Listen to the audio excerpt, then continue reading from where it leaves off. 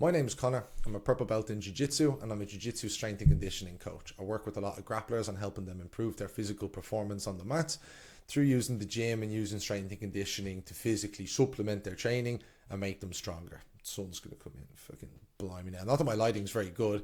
So this is the start of my YouTube kind of journey where I'll be discussing a lot of ideas around strength and conditioning for jiu-jitsu athletes on this channel. I didn't really want to go for a really heavily edited video for the first one because A, I don't know how to do that, and B, it's not really my style. So I thought I would lead with a nice kind of easy introduction, easy for me and hopefully easy one for anyone that's listening. What am I going to talk about in this video? What I wanted to talk about in this video is a concept that I use with a lot of my jiu-jitsu athletes. It's a concept I probably applied to the programming of 90% of the clients that I've worked with over the last 5 years, and that's the concept of minimum effective dose. In my experience, when talking to a lot of jiu-jitsu athletes who go and try to figure out their own strength and conditioning, or they're going to the gym in an effort to make themselves stronger for their time on the mats, because ultimately, who wouldn't want to do that? Like, who wouldn't want to be stronger on the mats, more explosive, better able to recover, better able to impose your jiu-jitsu on your training partners? Obviously, that all carries over for competition. So it's really common that I'll be speaking to jiu-jitsu guys about trying to improve this aspect of their performance. But the number one thing that I find that happens when I talk to people about this and I ask them what they're currently doing is they tell me that they're really pushing themselves hard in the gym. They're like, oh, I'm going to the gym 3, 4, 5 days a week. I was talking to one of my clients who trains with me now, and he was saying that he would go to the gym and he would max out on bench press every time he went to the gym, like 5 rep max on bench press every time. I've talked to guys that were professional jiu-jitsu athletes in the past that thought that they had to go on front squat as heavy as possible every time they walked into the gym. And I'm here to tell you that that is really not at all what you would want to do. Oftentimes when it comes to lifting weights, we look at weightlifting sports, and that's a lot of where the culture of lifting weights tends to come from, because that is what is in the public eye the most. We look at weightlifting, we look at powerlifting, we look at bodybuilding.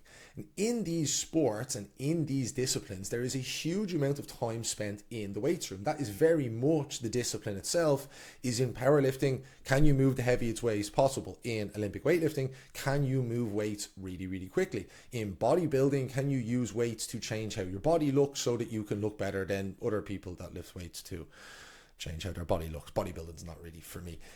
So with all of those things, there's a huge focus on like being in the gym. With strength and conditioning for sports, we have to kind of look at it in a different way. You want to spend the majority of your time on the mats getting better at jiu-jitsu. Like, that's ultimately the thing that will move the needle the most for you in the future of the objective goal, which is improving at jiu-jitsu, getting better at jiu-jitsu. That's ultimately what we want to do.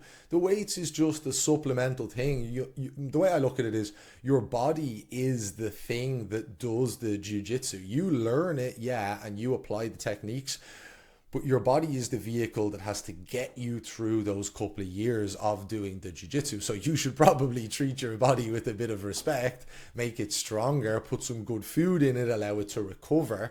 And a combination of doing all of these things will let you be on the mats, training harder for longer. Where the minimum effective dose comes in is we should be dialing back the amount of training that we're doing in the gym to the absolute minimum amount required to move the needle forward on a week-to-week basis. We should not be going in and trying to do as much as possible. On the flip side of that, if you want to go and do as much as possible, do that on the mats in jiu-jitsu. That's where you should be expending all of your big effort, is on the mats in jiu-jitsu. And on the weights and on the strength and conditioning side of things, it's minimum effective dose. It's how little plyometrics can I do? How little ballistics can I do? How much heavy weight? It's the minimum amount that I can move to get stronger week on week. How much volume do I have to do that I can recover from, that I can grow and hypertrophy my tissue without adding so much volume that it detracts from the overall training picture?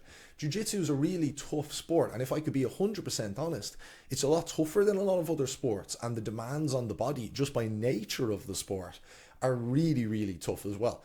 So it's really important to put that focus on the physical training. That's absolutely true, but we definitely want to take an approach where we're not trying to make the weights the main thing, but we keep our time on the mats and the jiu-jitsu as the main thing, and we just use the minimum effective dose of strength and conditioning to supplement that. And that is effectively what I wanted to make this video about. I would get into a nice fancy outro here, but once again, I don't know how to do that yet. So I'm sure in the future we will. The lighting will improve. The sound will improve. I think the sound should be like okay in this. But yeah, and if you follow along the journey with the channel, I suppose as I'm able to bring you more information to help your jiu-jitsu journey, you're going to see the content improve as well. So I suppose that'll be a bit of a laugh. Like one day I'll come in and the lighting will be hopefully really good and the sun won't be like cooking me through the window here. So yeah, I'm going to leave it there. I hope you learned something valuable from this video. In the YouTube in the future, I'm going to be bringing as many videos as I can and as many a wide range of topics as I can. I'm a jiu-jitsu guy as well. I'm a purple belt. I've been training for 8 years and I just want to help all the other people that do jiu-jitsu stay on the mats for as long as possible. And I truly believe that I have the tools to help you do that. Strength and conditioning is a really, really powerful tool and it's something that can really help you stay on the mats for a long, long time. I'm going to cut the video there and hopefully I'll see you again in the future.